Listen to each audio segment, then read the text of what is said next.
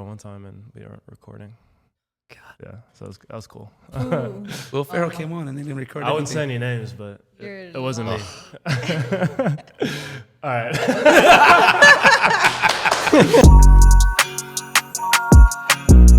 What is going on, and welcome to another episode of the Urban Pitch Podcast, the beautiful game of life, part of the Believe Network. I'm Ramsey Abushala, editor of UrbanPitch.com. I'm joined by the co-executive directors of Vibes, Julio Monterosa and Bridget Flores. Can I be co-editor now? No, you can't be. We give out some titles, we don't give out other ones. Yeah, other ones you gotta earn. For sure. I feel like I want to feel like a writer today. No, man. We got another illustrious guest in the building. He's a staff writer for ESPN. He's been featured in publications like GQ, New York Times Magazine, and The Ringer. His new book, Net Gains Inside the Beautiful Games Analytics Revolution, is out now. Ryan O'Hanlon is in the building. Ryan, what's going on, man? Thanks for joining the show. What's up, guys? Thanks for having me. I want to be a co-executive director. These guys are long hours, no pay. You don't want to do it. You don't want to do it. You do not want to do it. But lots of fun. Yeah, no, they get paid in the. It's an experiential thing. Yeah.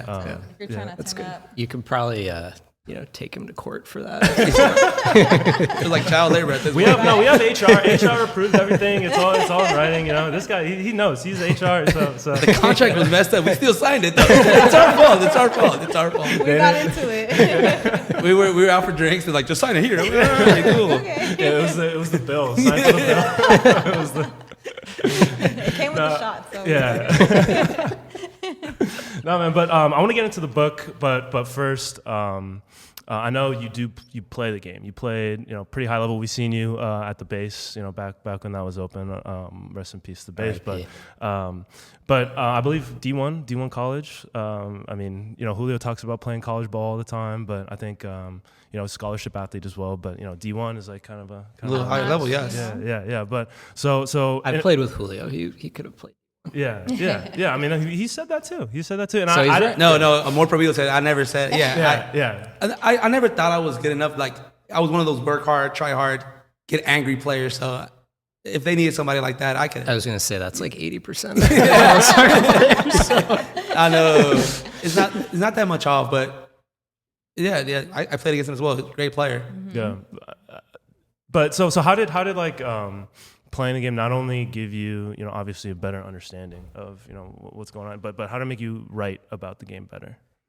Yeah, I think it. I think there's a couple ways. I think it helped me write about the sport just because it's like, one of the reasons I want to write the book is because it's like a pretty kind of like mysterious sport in a lot of ways. It's not like, you watch a baseball game.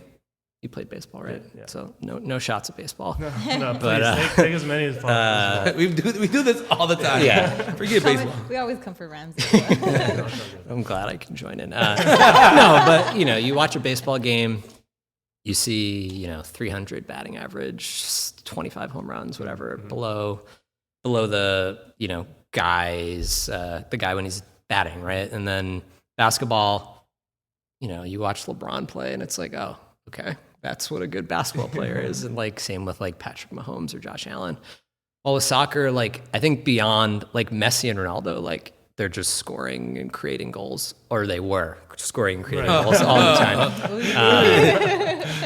One of them still is, but Today's episode is brought to you by Bet Online. Basketball is back, and Bet Online remains your number one source for all your sports betting needs this season. You'll always find the latest odds, team matchup info, player news, and game trends at Bet Online. And as your continued source for all wagering information, Bet Online features live betting, free contests, and giveaways all season long. Always the fastest and easiest way to bet all your favorite sports and events, whether that's NFL, NBA, NHL, MMA, tennis, boxing, or even golf. Head to betonline.ag, that's betonline.ag, to join and receive your 50% welcome bonus with your first deposit. Make sure to use promo code BELIEVE, that's BLEAV, to receive your rewards. Bet online, where the game starts. and that's easy to understand. But like, how do you understand like what makes like Thiago, like a midfielder on Liverpool, like what makes him good? What makes, what's the right defensive play, right? Like a guy heading the ball out of the box, like you can understand that's good, but like what about the center back who like has great positioning and prevents a pass from ever happening?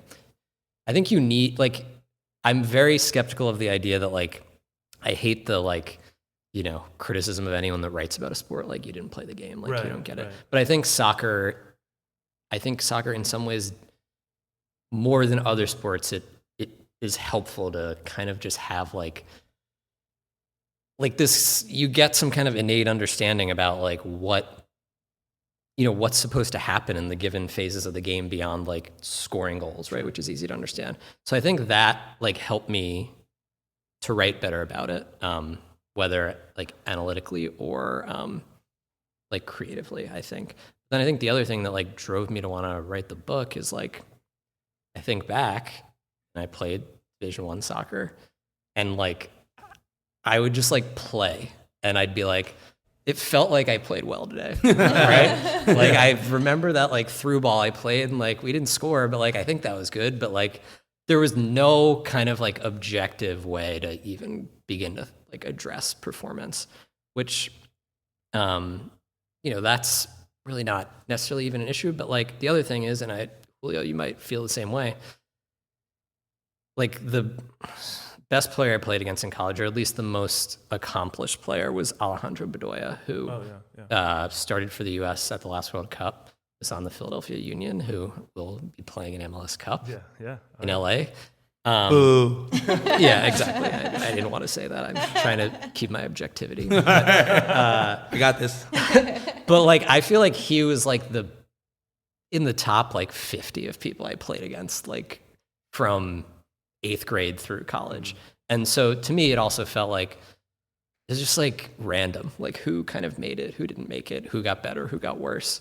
So I think all of that, like playing the game gave me a way to kind of like, ooh, how could I deconstruct the sport? And then my own experience of being like, I don't really know why we did anything that we did, made me kind of want to write the book, is my, you know, 1,000 word answer. Yeah. So I mean, you said Julio could have played D1. What's your analysis on his game? Like just seeing. And be honest. I mean, most of the times I've played with him have been at pickup games. So the most important aspect of a pickup game is like maintaining the like balance between like good vibes, but also competitiveness. Right. You don't want to like be too competitive, but also like you don't want to just be like feeling like it's a waste of time and you weren't getting like whatever competitive juice off. And I would say he's the master at like regulating those two levels. I'm making fun of people in trash talking. Yes. That's all I'm doing. But also like constantly looking for the ball, playing one touch, you know, I definitely want the ball all the time. Yes, wants the ball all the time. What about the team you played on at the base, though? Because that was a pretty notorious team, right? Oh, yeah, you played with Chino, right?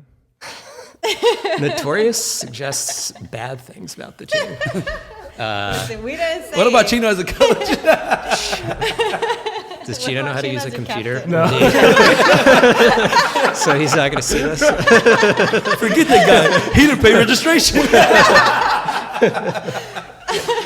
He owed me $60 for registration. Just slander on his name for no reason. That's good. No, yeah, but I played against him. He's real quick on the ball. You can tell some players play just to play, and you're like, all right, whatever. Like, as the people I ask for the ball from, like, you shouldn't have the ball more than one touch. And then this player's like, all right, let him run. And he's one of the players that you can see he played at a higher level. Who, Chino? Not Chino. No, come on. Oh. Me. Who do we have here? Who do we have here? I was confused. No, I would also like to just keep heaping praise on Julio. I think as I've gotten older, like playing 11v11 is just like pretty much out of the question for me at this Me point. too. It's I not don't gonna want, happen. but also I am better when I'm able to like play and like see longer passes and have a little more space because I am like pretty quick on the ball, so having space. So like in a futsal or like I haven't played in a while, but there's what is it? Tuesday, Wednesday, with the walls. Like I feel Julio flourishes in those environments. I feel like really cramped and often like don't know what decisions to make when it's tight like that. And Yeah. it's like what, 45 plus minutes long, no breaks. Yeah. No, but yeah, it's because you gotta think quicker because it's a smaller space, so you can use the walls. And the only thing that pisses me off when we go play in this pickup games, I said it before, it's a lot of forward play, like restart the play. Like that's how we played it. Yeah. She came out like restart the game. Yeah. Like, and that's the only thing that pisses me off because everybody just looks forward. And my college coach told me that like once you start playing for fun, it's not gonna be fun for you because you're gonna want to play it the right way. And most people are just playing it for fun. Yep. So I think sometimes it's not fun for people playing around me because as much as I talk, I just want to restart the play. Yeah, but I think it's like interesting even that, like not to try to make a science of like playing pickup, but it's just interesting how even like the shape of the game when you play it like is just determined by like what people show up. Yeah. Right. Which is like different, I think, than any other sport. Like you play pickup basketball, it's like there's 2 hoops. Like what are we gonna do? And to piggyback all that, like when LAFC signed Kalen Lacosta, it was like this player is not going to be a player like, and he's still not people still don't praise. Some people don't like look at him as a important part of the team. But the minute they signed him, was like, guys, you got to know this guy's probably not going to make that through ball. He breaks up so many plays. Yep. He did it for the U.S. champions, like, and the way he breaks up plays for LAFC now is just crazy. How many plays he breaks up during each game. Yeah, and he definitely like allows other players to like do the stuff Seafood. that's either to appreciate. Yeah, totally agree. Yeah, so going from playing to now writing about the game and kind of focusing a lot on like advanced stats, like analytics, like things like that. There's I don't know if it's like I'm not entirely like sure about like soccer, but I know like other sports like baseball especially, there's like the stereotype of, you know, like I mean you mentioned like the guys who never really played the game, like trying to come in from a mathematical, they're all mathematicians, you know, statisticians, trying to come in and dictate how to play the game. Like having kind of both of those backgrounds, where do you find yourself in those arguments? Yeah, I mean, I think so. I like studied creative writing in college, and I think I had like very brief hopes of like, well, if my like college career goes well and my coach likes me, like I could like play in like Ireland in the second division if I wanted to for a couple of years. And then I just instead felt completely burnt out. So I did creative writing, which is just like focused on writing. Mm-hmm. I was always like good at math, but like hated doing it. Like I did way better on my math SATs than my verbal, or whatever, English, whatever it's called. Yeah. I don't even know. I don't think they even do. Do they do it? Anymore. Is it S? It's SAT? like 2. Then they cut it down now. Like ACTs I was like, what? are optional now. Yeah, you don't even have to take that SAT. Yeah. Right. Yeah, that's crazy. Okay. So the SAT? SAT is a... I didn't take the SAT. Yeah. But so then I started like writing about sports a little bit and then became an editor. And, you know, you see the way other sports are being written about as like baseball and basketball in it. Places I worked, like Grantland and The Ringer. It was like a really good mixture of like good writing, like people that were still willing to be like romantic about the sport. Because like what? Yeah. It's just a sport, right? Like everyone's watching it just to enjoy it, not to like purely produce like as many wins as possible with every touch or whatever. So seeing that, and then I kind of look at soccer and it's like, well, this is just like completely absent from soccer. I'm not seeing anyone write about it, kind of trying to blend those two things. So I kind of started to get interested in it. And over time have like become someone that uses it a lot in my writing. But I think what I find interesting about like using data or whatever with soccer, it's like, it's not like I don't think like using data is like the way to like fix the world or whatever, you know, or anything like that. But I think it's, but I think like it's interesting for me with soccer because it's like a way to kind of learn and maybe understand more about how the game works. Cause like, I still don't even totally know. It's like, there's all these players that I thought were good, right? But it's like, if we had like a way to determine how many wins each player was worth, they might not be, like, for all I know. You know what I mean? So I almost find it more interesting. Like, it's interesting. It makes like my analysis better when I write about stuff. Less prone to like random stuff that happens in soccer games, which we could get into, but that's like one of the core issues. Right. But then also just like, I think it's interesting that there's a lot of like really like accomplished people that I have in the book that have studied way more complicated stuff than soccer and are now working in soccer. And they like say that like quantifying soccer is like one of the most intense, like difficult intellectual challenges they've ever had. Wow. Which like I think in some ways gets at like why everyone like loves it so much, because it is kind of this like weird, like ephemeral thing that maybe you can't actually measure. Right. Yeah. So the diving to winning ratio, how does that go? How many dives per game do you have to do before you win a game? Well, yeah. Brazil last one in 2017. That's the next book. Yeah. A whole book on Neymar. That'll be the paperback Untitled Chapter. The appendices. Yeah, exactly. So how did you get into writing the book? Like what? Like how do you like what makes you say, okay, I'm gonna write a book?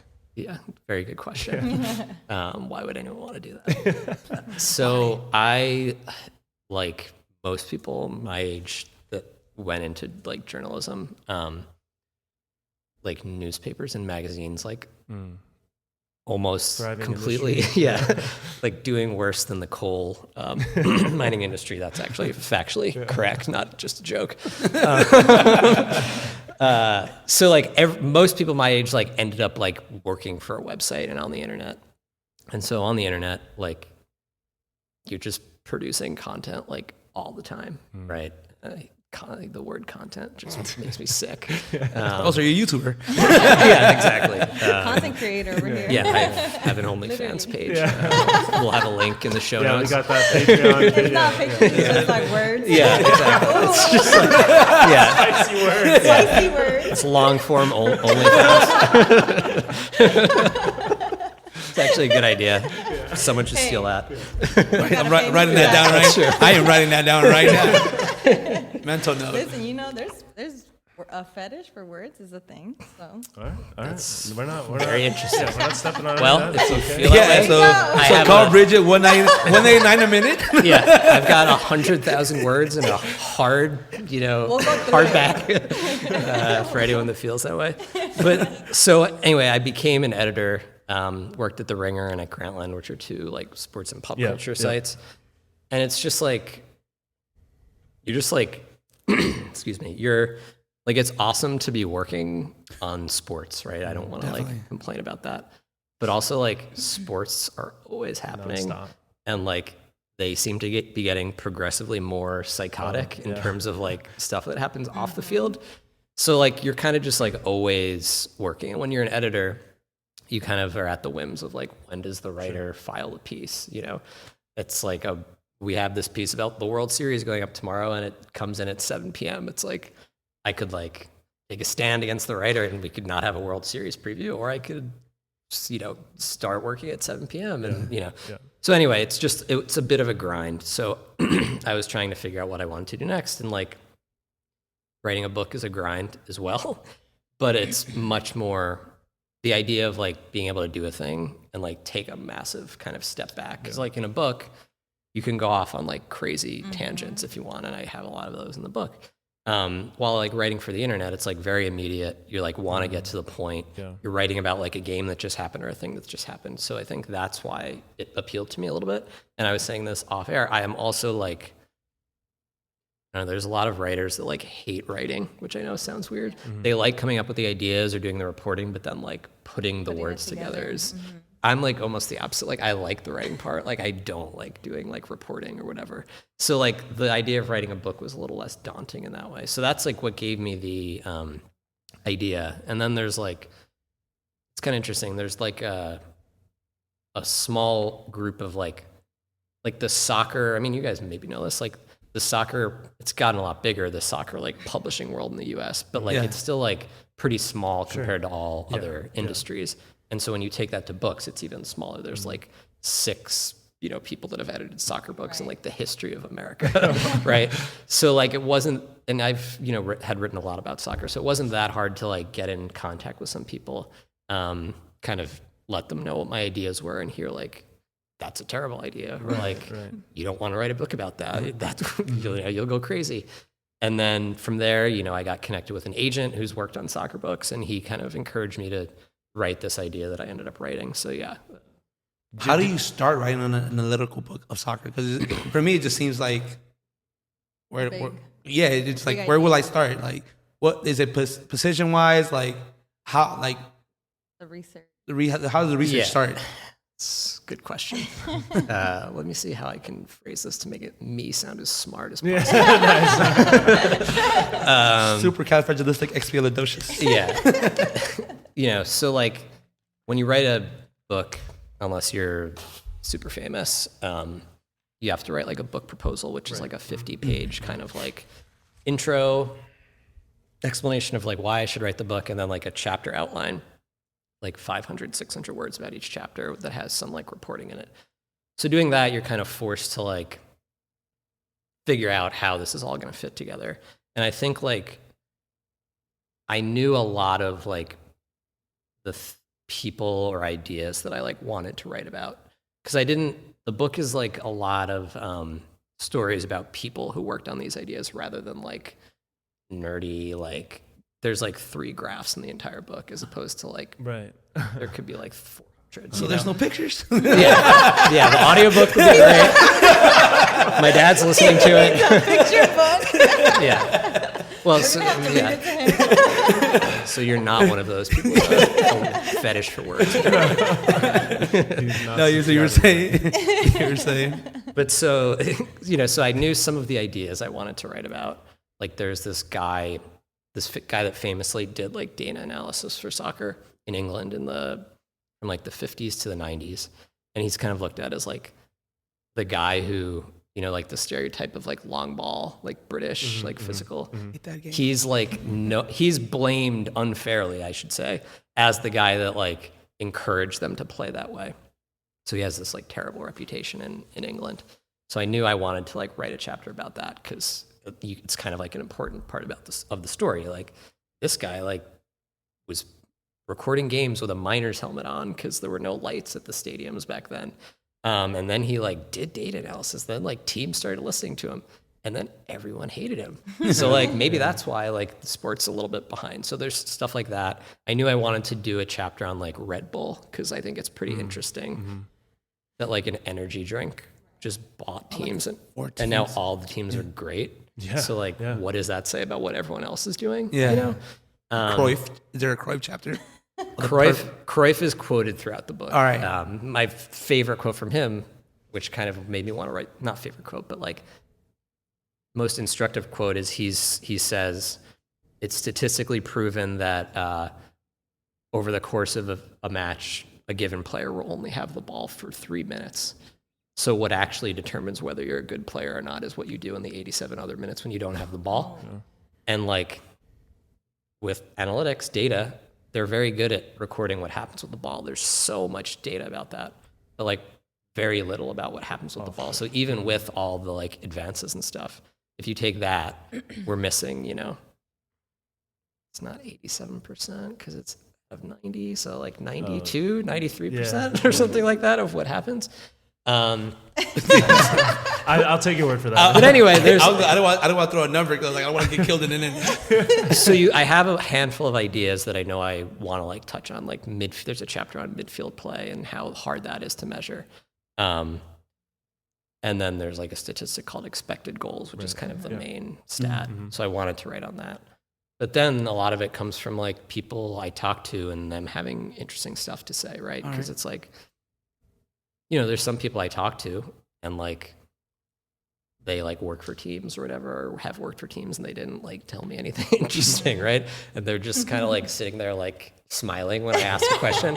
Meanwhile, other people are like, so there's this guy Luke Bourne who's in the book, who he's now a co-owner of AC Milan, actually, along with Billy Beane. And he was the director of analytics at Roma back when like Roma, they made the Champions League semifinals in 2018. So everyone was kind of like, wow, like Roma, this is like the analytics team. Like they're doing it. And then I talked to him and he was like, yeah, like no one listened to anything I had to say. They have this coach, Luciano Spalletti, Napoli coach, amazing tan, great goatee. Oh yeah. And Luke was like, you know, he made me more espressos than I can remember, but he had absolutely no interest in anything I had to say. You know, but like that's a good story, right? So like if I talk to him and he says that, okay, you're gonna become a larger part of the book most likely. So it's like a general plan of how to approach it. All right. Then like how the conversations go kind of reveal some stories or eliminate others. And then I just kind of like sort of wing it as I write, and I'm like connecting things as I go. Together. Yeah. What was like the most tedious part of the So the most tedious part was you have to have a like sources thing in the back. the index? Right. No, not the index. Thank God. Someone else did the index for me. I was gonna so ask you thank about you that. to whoever you were. Actually, that's one of the few people I don't know who they were who did that. Shout out to you. Honestly, I worked on an index for my professor when I was in college, and it was the most tedious thing. Sounds terrible. Yeah, it was the worst because I had to like identify and confirm the people that he interviewed, their names, make sure it was the right person, make sure it had like their first, last name. Well, yeah, and then it's like, how do you even decide what goes in the index? There's Yeah. some like very general stuff that's in the index, and it's just like, You gotta like You control mentioned it. find Good the job. whole Good book, job. control find the whole Yeah. book. Yeah. But so for me, yeah, the most tedious part was doing those sources because it's not even like you don't need to have sources in the same way like you would for like a college Paper. Like an paper. MLA format. It's more just kind of this like informal, like you got to credit like Right. anyone that All right. any books that you read. And like an idiot, I just like didn't keep track of it while I was writing. So like you write the book and you're like, first draft gets sent in, and you're like, wow, this is like the best feeling ever. And then like you get the notes from your editors like a month later, and then you're like, shit, like I have to read this thing. But then you go through it, and then you're kind of like, oh, it's a good book, doing a good job. And then you keep, you do one or two more rounds, and then you get like a fact checker to send you notes, and that's fine. You get the notes, right, and you just respond to them. And then it's like, where's your sources document? And I'm like, Oh yeah, that thing. so then it's like, Do I which have to? blog post from 2012 did I cite here? And then it's not that easy to find like old blog posts. The internet has sort of decayed from Yeah, like that. it's era. like 90% of links like Yeah. are broken now because Yeah. yeah. So yeah, that was like the most tedious part. Partially because I was just like thought I was done with everything Yeah, and then I had to that do makes that. sense. How long did it take you? So I started writing the book proposal itself in like December 2018. And then finished it a year later. Partially because I had to like do other stuff to make money, Of course. and the proposal's long. And then, so this thing happened called COVID-19 Oh, yeah. in 2020. I don't know if you guys Tell have me heard more. of this. And it about probably that won't tape. surprise you guys to know that like the only books people were buying during COVID were like self-help or like books written by one of Donald Trump's relatives, basically. How to buy toilet paper. Yeah, And drink exactly. bleach. Yeah. Yes, exactly that. And so that like cooled, and then like also like every economy was like screwed up. Like, so how do you even know how to how do you make the calculus of like, oh, we should buy this soccer book because we think it'll sell this many copies when it's like, I haven't left my house in 6 weeks. You know what I mean? So the book market cooled for a while, then picked back up kind of at the end of the year, and we sold it in December 2019. So I basically started writing it like January 1st or something, 2020. First draft was done December 18th or something like that. I don't know why I would know that exact date. It's pretty weird. Yeah. I mean, it's not weird. That's a pretty big day, I guess. Yeah. And then I think the like final copy was done by like April of this past year. Wow. Yeah. It's a long process. Yeah. Long process. Partially due to a global pandemic. Sure. Yeah. But like from when I wrote the first word to when it was done was like 14 months or something, which actually seems pretty long. Didn't feel that long when I was doing it. It's also a book, That's true. When you were first shopping it around for ideas, you said you were getting in touch with people, getting feedback on. Did you have like multiple ideas for a book, or did you know that this was the topic that you were going to write about? So this is like the topic I wanted to write about, but I don't it's my first book, and I wrote on the internet and for magazines. So like, I understood pretty well what like would make a popular. I was good at doing the balance as an editor and a writer of like stuff that a lot of people would want to read, but also stuff that wasn't like completely stupid. Not just doing like power rankings of like, the 16 times Ronaldo owned Messi. 5 million views. On YouTube. Exactly. Sounds interesting to me. I was like the little kid watching them, like, whoa. I'm calling me a little kid. I didn't say that. But then with a book, it's different. Like, why do people buy books? Like, I don't know, right? So I at first thought like, well, maybe, like Moneyball was, and I didn't want to like do the exact same book as Moneyball. Like, well, that'd be stupid, even though it's very similar. I love that movie, though. I love that movie. And if you want to compare my book to Moneyball and say that it's better, sure, go for it. Yeah. I'm not saying you shouldn't do that, but Sounds about right. yeah. Basically. So with that book, right, it's about Billy Beane, and then it's just like these other big ideas like attached to Billy Beane throughout the book and about like the history of baseball. So in my head, I was kind of like, oh, I guess like the book needs like a main narrative, like a main character, right? So there's like some teams that are like pretty invested in using data and stuff like that. There's a team in Denmark called Midtjylland who's kind of like at the cutting edge. Then like Liverpool's famously used it. And then Fulham, who are owned by this guy Shad Khan, who's the owner of the Jaguars. His son Tony, who I've gotten to know, and he's in the book a little bit. He kind of runs the team, he says, through stats. So I kind of had an idea, like maybe I'll try to like go to London and write a book about like Fulham or whatever, or like go to Liverpool, try to write a book about Liverpool, and then like do all this other stuff. But then my agent was like, no, just like do like a general book about all the different things that are happening rather than just like trying to write about Liverpool or whatever. So it was kind of an interesting, I think it was interesting because it was like I was trying to come up with ideas that I thought fit what like book publishers wanted. Well, I think the ideas that I like thought were good, that was actually what ended up being the good idea that a publisher wanted. Yeah. So it worked out. How did you come up with the title? Because like I was thinking like soccer for dummies, like analytic for dummies. Like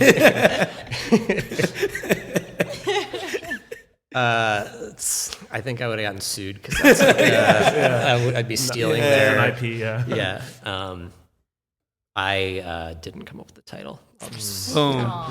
Sorry, guys. No, I could have imagined you being like, yeah, you could have said it. Just me. You could have said it. I fell asleep, woke up, and I'm like, that has to be it. Well, so initially it was going to be called The Right Way to Play because that's kind of like there's this ongoing argument, right, in the sport of like what's the right way to play? Yes. Like, is it Pep Guardiola style? Is it Jose Mourinho? Is it Jurgen Klopp?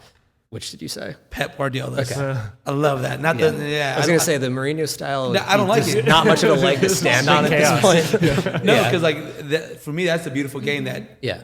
for a lot of people that watch it that don't know the game is like, this is boring. Like they're just touching the ball around where another goal's going to come in. But like if you break down the play to go forward, to score that goal, to attack the flanks, pass the ball back, somebody runs in and scores a goal, you're like, they just make 30 touches. I mean, like they just made 7 touches for that play to happen. And it was all one-touch soccer. That is beautiful to me. Yeah, and it's also like an incredibly, because they're so good at it, you don't, especially like Man City now, it almost doesn't even seem like it's a risky style because like you're all just incredible. Their team basically feels like it's just like 11 center midfielders or 10 and then a Norwegian robot basically as their striker. It's not easy. But like, it's a really risky way of playing because if you lose the ball, like in those one-touch sequences, you suddenly have like 2 center backs against like 4 attackers. Definitely. So that was going to initially be the title.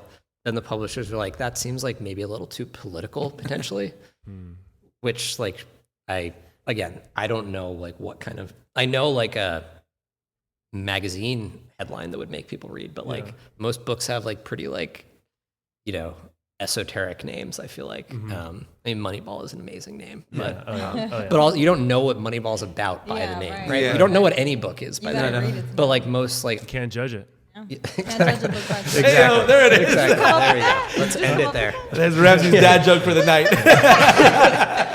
But anyway, so We're switching roles. they were like, we're not going with the right way to play. And I was like, you guys know how to sell books, not me. So then it was going to be like how to break the beautiful game, which in thinking back, I hate that title. And then one day they had like a meeting and one of the publishers was like, what about net gains? And I was like, damn, it's a nice pun. Yeah. Very good. So, yeah. Yeah, you mentioned writing for magazines in the past, Grantland and The Ringer, what was like being able to work for, like those sites, like I think what they do with, like you mentioned, like they're still romantic about sports, and I think what they do seems a little bit less like kind of like stiff than other sports. What was like being able to write for and edit and for sites like that? Terrible. No, I'm just kidding. I think it's like, so like Bill Simmons, I don't know if you guys know him. Yeah. He kind of like pioneered the like internet voice in a lot of ways. Exactly. It was bad. I was so bad. Yeah, that's what I meant. So bad. Just saw that Netflix. He doesn't write really much. He doesn't write at all anymore. he's But he used to write crazy amount, and I read him growing up. And he would write in a very conversational way that was very different than what you would read in a newspaper, and kind of sort of from clearly from a fan perspective, but also like wasn't always writing about like the Red Sox or the Celtics, which were like his favorite teams. But he kind of pioneered this like conversational way of writing, which I found really interesting. And then it's obviously kind of taken over. But so he was the guy who founded Grantland and then founded The Ringer. Strangely, we actually went to the same college. Which explains why I worked there. Yeah. So it was cool to like, read someone growing up and then like work with them. Yeah. Like I coached one of his daughter's soccer practices once. Great interview. Yeah, and then he got fired from ESPN like 3 weeks later. And then, so that was the end of that. But yeah, it was, I don't know. I think with the internet, it's like easy to, because a lot of stuff is going up on the internet, just like you write it, click publish, write a headline. At Grantland, like the editing I would do on pieces was like pretty intense. Like I would rewrite a lot of stuff. I'd send it back with notes. We had like very intense fact-checking processes. The Ringer, roughly the same. Still, like they have an amazing fact-checking, copy editing team, a lot of hardworking editors, but a little more, it's much faster kind of stuff. So it was cool to, because as I said, like I was like a creative writing person, so I like find like words interesting. I have a fetish for words, I guess is what I'm getting at here. It's a thing, so I've heard. So People got toes, some people got words. Yeah, exactly. If you have both, then you sort of won. Love how I just like mindlessly said yes. Yeah, sure, Of course. Great point. Normal statement. But yeah, so it's cool. It was cool to like be a part of that, and I think Grantland doesn't exist anymore, but it was a cool site that a lot of people cared about, and a lot of people liked The Ringer too. So it was cool to like do that for a job, I guess. Yeah. And I mean, Bill Simmons is kind of like, I feel like there's a lot of controversy around him over the last couple of years, but a lot like, because I listened to a bunch of Ringer podcasts and like just listen to people like talk about him and how influential he was on like just writing and like internet writing in general.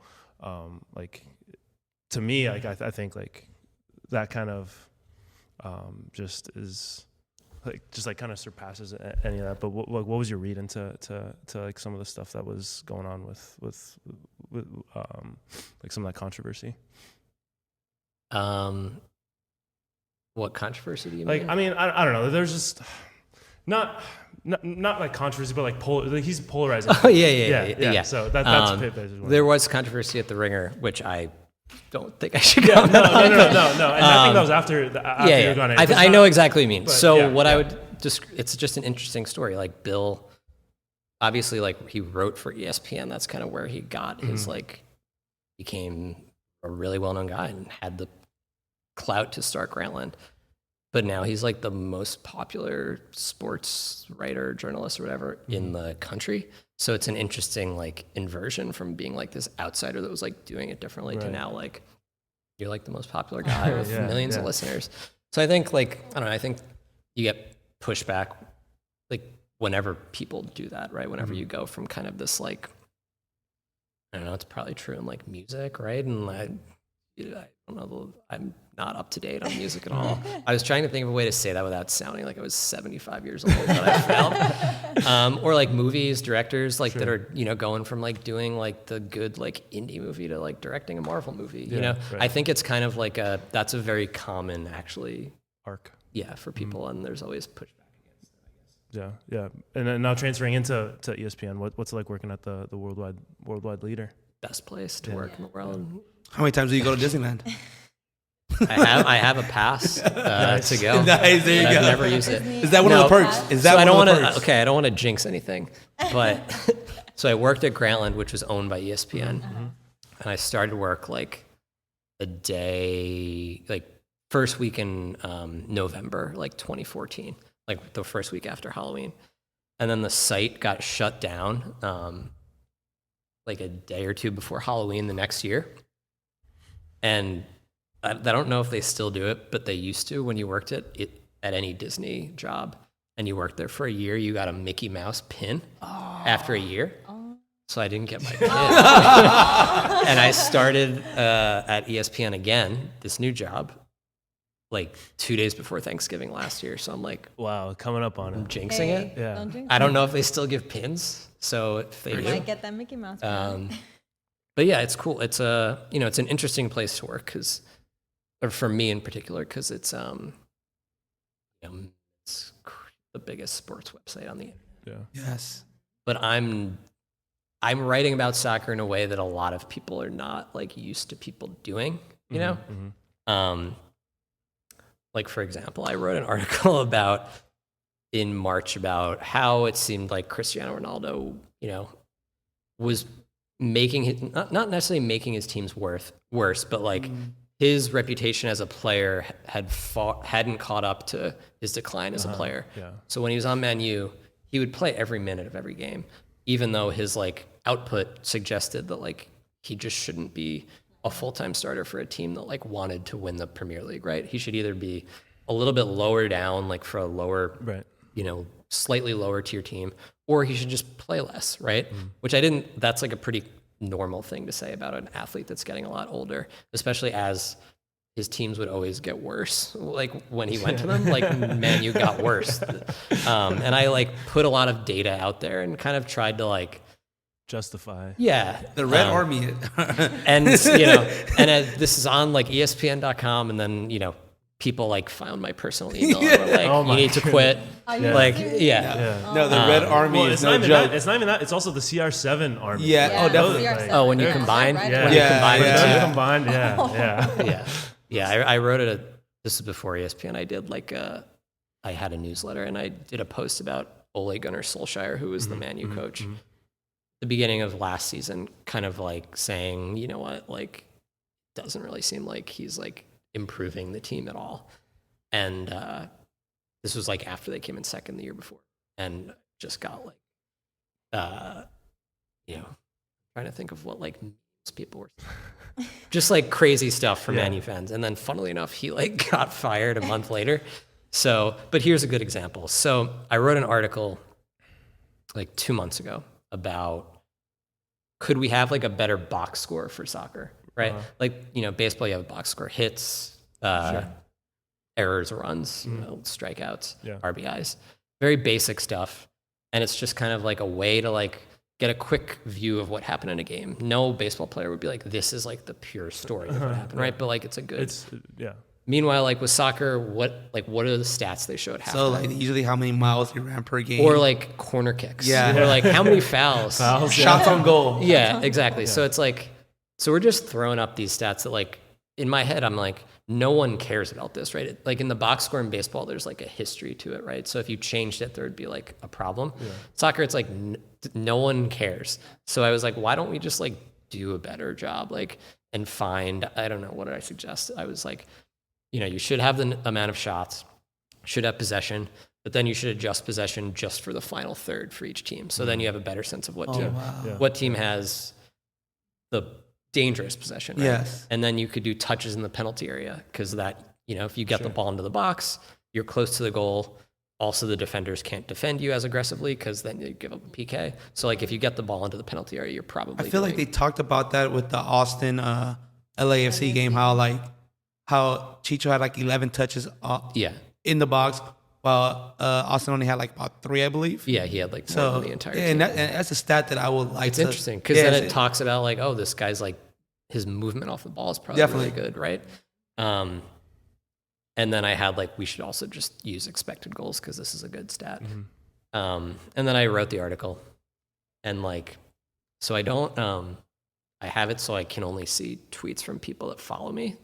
Real life, life hack.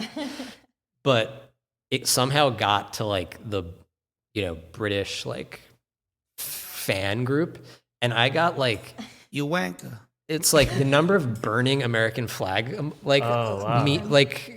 gifts that got sent to me.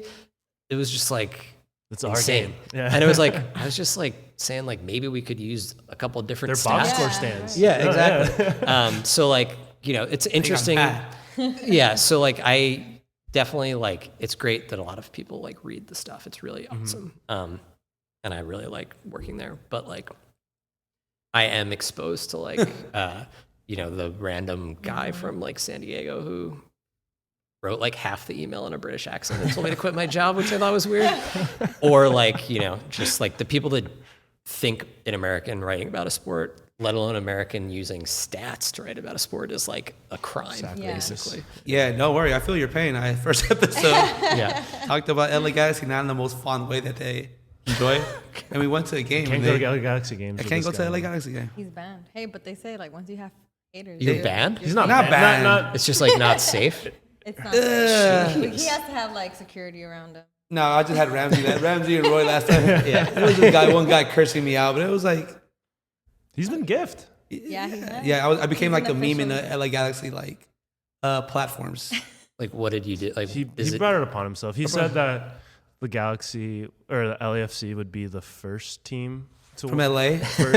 Like he meant to say like the fastest to one championship. First to one, baby. Yeah, but instead he said they're going to be the first to one. Not to risk also getting banned from Galaxy games, but is the Galaxy technically aren't in LA, right? There we go. So there we go. That's 2 of us. That can't go together. Go together. I clearly didn't. I didn't learn my lesson of everything I just talked about. No. I mean, they are in the South Bay, of course. Yeah, Carson to be exact. Yeah, that's its own incorporated city, though. About 10 miles from downtown LA. Yeah. Just Google Maps it. So it's not LA. Basically. Yeah. I mean, I'm glad we settled that. Change your name. Here we go again. Should they change their name? Yeah, right. There we go. All right, listen, man. We'd love to have you here longer, but you got things to do. We got things to do. But before we wrap up, Julio, we end things with a rapid fire round where Julio just throws some quick fire questions your way, and then we can wrap up from there. But Julio, take it away. All right, LAFC or Galaxy? I know this answer already. LAFC. There we go. All right. Most important position in soccer, football. Left wing. Ooh. I could go into that. I know you. Yeah. No. Rapid fire. Definitely. All right. Since being in LA, best restaurant to eat in? In LA? Yes. Not Carson. Not Carson. Are there restaurants? LA Carson even exist. I'm kidding. Carson's great. We both can get beat up together. Okay, I guess. Please buy my book if you live in Carson. Elemento. Best soccer field you played in LA? Albion Riverside Park. That's a good one. As we play pickup at. That's a spot. Exactly. All right, that's what Messi or Ronaldo? Messi. There we go. There it is. All right, Ryan O'Hanlon, thank you so much for joining the show. We'll link where you can buy his book Net Gains Inside the Beautiful Games Analytics Revolution.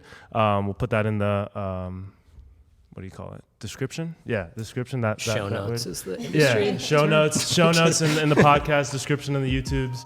I will link the Spark Notes. Audiobook. I'll read it. You hear my voice. You hear my voice is Snoop Dogg's. We'll start a book Allegedly. Yeah, Julio's book club will start with Dr. Seuss and we'll Green eggs and ham is classic, bro. but yeah, this has been the Urban Pitch Podcast. This is Game of Life, part of the Believe Network. For Julio Monterosa, Bridget Flores, Ryan O'Hanlon, I'm Ramsey Abushala. We'll see you all next time. Yeah.